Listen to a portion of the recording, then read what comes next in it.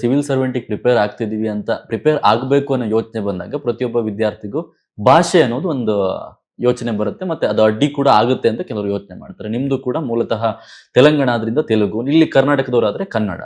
ಈ ಮಾತೃಭಾಷೆ ಮತ್ತೆ ಸಿವಿಲ್ ಸರ್ವೆಂಟು ಯಾವ ರೀತಿಯಾಗಿ ರಿಲೇಷನ್ ಮಾಡ್ಕೊಳ್ಳೋದು ಸರ್? ಸೊ ಬೇಸಿಕಲಿ ನೀವು ಎಕ್ಸಾಮ್ ಟೋಟಲ್ ಕನ್ನಡದಲ್ಲಿ ಬರೀಬಹುದು. ಸೊ ಕೆಲವು ನಮ್ಮ ಬ್ಯಾಚ್ಮೇಟ್ಸ್ ಇದ್ದಾರೆ, ಅವರು ಕನ್ನಡದಲ್ಲೇ ಕಂಪ್ಲೀಟ್ ಎಕ್ಸಾಮ್ ಬರೆದಿದ್ದಾರೆ. ಅವರ ಆಪ್ಷನಲ್ ಕೂಡ ಕನ್ನಡ ಲಿಟರೇಚರ್ ಇದೆ, ಅದು ತಗೋಬಹುದು. ಬಟ್ ಮ್ಯಾಕ್ಸಿಮಮ್ ಕನ್ನಡದವರು ಕೂಡ ಇಂಗ್ಲಿಷ್ ಮೀಡಿಯಂ ಅಲ್ಲೇ ಬರೆಯೋದು ಇದು ಮಾಡ್ತಾರೆ.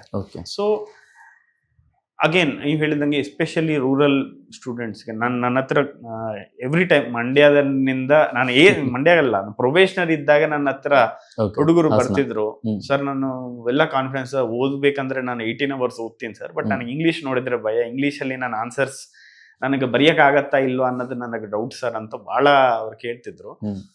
ಅದು ಆಕ್ಚುಲಿ ಅದೇ ನಾನು ಹೇಳ್ತಾ ಇರೋದು ಏನಂದ್ರೆ, ನಾವು ಈ ನ್ಯೂಸ್ ಪೇಪರ್ ಆರ್ಟಿಕಲ್ಸ್ ನೋಡ್ಕೊಂಡು ಅಥವಾ ಬೇರೆ ನೋಡ್ಕೊಂಡು ತುಂಬಾ ಕಾಂಪ್ಲೆಕ್ಸ್ ಆಗಿ ನಾವು ದೊಡ್ಡ ದೊಡ್ಡ ಸೆಂಟೆನ್ಸ್ ದೊಡ್ಡ ದೊಡ್ಡ ಪದಗಳು ಯೂಸ್ ಮಾಡಿ ನಾವು ಕಾಂಪ್ಲೆಕ್ಸ್ ಇಂಗ್ಲಿಷ್ ಅಲ್ಲಿ ಬರಿಬೇಕು ಅನ್ನೋದು ಅದು ನನ್ನ ಪ್ರಕಾರ ಅಪೋಹ. ಅದು ಇಟ್ ಈಸ್ ನಾಟ್ ಪಾಸಿಬಲ್. ಯಾರು ಆತರ ಮಾಡಕ್, ಯಾಕಂದ್ರೆ ಟೈಮೇ ಇರಲ್ಲ ನಮ್ಗೆ.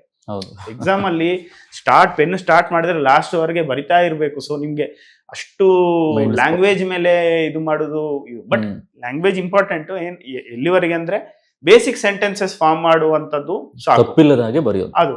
ಸೊ ಈವನ್ ಕರ್ನಾಟಕ ಮೀಡಿಯಂ ಇದ್ರು ಕೂಡ, ಕನ್ನಡ ಮೀಡಿಯಂ ಇದ್ರೂ ಕೂಡ ಬಹಳಷ್ಟು ಜನ ತುಂಬಾ ಪ್ರಾಕ್ಟೀಸ್ ಮಾಡ್ತಾರೆ. ನಾನು ಹೇಳಿದಂಗೆ ಫಸ್ಟ್ ಸ್ಟಾರ್ಟಿಂಗ್ ಮಾಡುವಾಗ ಚಿಕ್ಕ ಚಿಕ್ಕ ಆರ್ಟಿಕಲ್ಸ್, ಸಣ್ಣ ಆರ್ಟಿಕಲ್ಸ್ ತಗೊಂಡು, ನ್ಯೂಸ್ ಪೇಪರ್ ಆರ್ಟಿಕಲ್ಸ್ ತಗೊಂಡು ಅದನ್ನ ಅರ್ಥ ಮಾಡ್ಕೊಂಡು ಅವ್ರ ಓನ್ ವರ್ಡ್ ಅಲ್ಲಿ, ಓನ್ ಲ್ಯಾಂಗ್ವೇಜ್ ಅಲ್ಲಿ ಒಂದು ಪ್ಯಾರಾಗ್ರಾಫ್ ಬರೆದು ಅಲ್ಲಿಂದ ಸ್ಟಾರ್ಟ್ ಮಾಡ್ತಾರೆ. ಸೊ ಅದಕ್ಕೆ ಸ್ವಲ್ಪ ಕಷ್ಟ ಬೇಕು, ಎಫರ್ಟ್ ಬೇಕು. ಅದು ಈಸಿ ಅಂತ ನಾನು ಹೇಳಲ್ಲ. ಸೊ ಕನ್ನಡ ಮೀಡಿಯಂದವರು ಇಂಗ್ಲಿಷ್ ಡೈರೆಕ್ಟ್ ಆಗಿ ಬಂದು ಸಿವಿಲ್ ಸರ್ವಿಸಸ್ ಬರೀಬೇಕಂದ್ರೆ ಎಫರ್ಟ್ ಅಂತೂ ಬೇಕು, ಬಟ್ ಅಸಾಧ್ಯ ಅಲ್ಲ. ಸೊ ಒಂದು ಸ್ಮಾಲ್ ಪ್ಯಾರಾಗ್ರಾಫ್ಸ್ ಇಂದ ಸ್ಟಾರ್ಟ್ ಮಾಡಿ ಅದನ್ನು ಕರೆಕ್ಷನ್ ಮಾಡಿಕೊಂಡು ಹೇಗೆ ನಾವು ಗ್ರಾಮೆಟಿಕಲಿ ಹೇಗೆ ಚೆನ್ನಾಗಿರ್ಬೋದು, ಹೇಗೆ ನಾವು ಜಾಸ್ತಿ ಟೆನ್ಸ್ಗಳು ಕೂಡ past perfect tense, present perfect ಅವೇನು ಬೇಕಾಗಿಲ್ಲ ಯೂಸ್ ಮಾಡೋದು. ಕಾಂಪ್ಲೆಕ್ಸ್ ಸೆಂಟೆನ್ಸಸ್ ಬೇಕಾಗಿಲ್ಲ. ಸಿಂಪಲ್ ಆಗಿ ಪ್ರೆಸೆಂಟ್ ಟೆನ್ಸ್ ಅಲ್ಲಿ ಹೋಗುವಂಥದ್ದು ಅಥವಾ ಪಾಸ್ಟ್ ಟೆನ್ಸ್ ಅಲ್ಲಿ ಅಂತ ಒಂದೇ ಟೆನ್ಸ್ ಅಲ್ಲಿ ಟೋಟಲ್ ಪ್ಯಾರಾಗ್ರಾಫ್ ಇರುವಂತದ್ದು ನಾವು ಮಾಡ್ಕೊಂತ ಹೋಗಿದ್ರೆ ಅದು ಸಾಧ್ಯನೇ. ಅದು ಡಿಫಿಕಲ್ಟ್ ಏನಿಲ್ಲ. ಸೊ ನಾಲೆಡ್ಜ್ ನಮಗೇನ್ ಪ್ರಾಬ್ಲಮ್ ಇಲ್ಲ, ಯಾಕೆಂದ್ರೆ ನಾಲೆಡ್ಜ್ ಎಲ್ಲ ಓದಿದವರು ಅದೇ. ನಮಗೆ ಪ್ರೆಸೆಂಟೇಶನ್ ಅಲ್ಲಿ ಪ್ರಾಬ್ಲಮ್.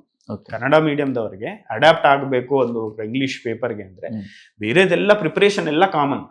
ಓನ್ಲಿ ಏನಂದ್ರೆ ಅವ್ರ ಆನ್ಸರ್ ರೈಟಿಂಗ್ ಅಲ್ಲಿ ಅವರಿಗೆ ಕರೆಕ್ಟ್ ಆಗಿ ಪ್ರೆಸೆಂಟ್ ಮಾಡೋದು ಮಾತ್ರ ಅವರಿಗೆ ಕಷ್ಟ ಅನಿಸ್ತದೆ. ಅದು ಇತ್ತೀಚೆಗೆ ನನ್ನ ಪ್ರಕಾರ ಈ ಕ್ವಶನ್ಸ್ ಕೂಡ ಅಂದ್ರೆ, ಈಗ ನಾನು ರೀಸೆಂಟ್ ಆಗಿ ಲಾಸ್ಟ್ 3 ವರ್ಷ ನೋಡ್ಲಿಲ್ಲ ಪೇಪರ್ಸ್ ಹೇಗಿದೆ, 3-4 ವರ್ಷ. ಬಟ್ ನಮ್ ಟೈಮ್ ಅಲ್ಲಿ ಕೂಡ 10 ಮಾರ್ಕ್ಸ್ 20 ಮಾರ್ಕ್ಸ್ ಕ್ವಶನ್ಸ್ ಆನ್ಸರ್ಸ್ ಇದು ಮಾಡ್ತದೆ. ಆ 20 ಮಾರ್ಕ್ಸ್ ಅಲ್ಲಿ ನಮ್ಗೆ ಅಷ್ಟು ಲ್ಯಾಂಗ್ವೇಜ್ ನಿಮ್ಗೆ ಬಹಳ ಕಾಂಪ್ಲೆಕ್ಸ್ ಆಗಿ ಬರೋ ಚಾನ್ಸೇ ಸಿಗಲ್ಲ ಯಾರಿಗೆ. ಅದು ಇಂಗ್ಲಿಷ್ ಮೀಡಿಯಂ ಅಲ್ಲಿ ಓದಿದವ್ರಿಗಿರ್ಬೋದು, ತೆಲುಗು ಮೀಡಿಯಂ ಅಲ್ಲಿ ಓದಿದಿರ್ಬೋದು, ಹಿಂದಿ ಎಲ್ಲರಿಗೂ ನ್ಯೂಟ್ರಲ್ ಗ್ರೌಂಡ್. So simple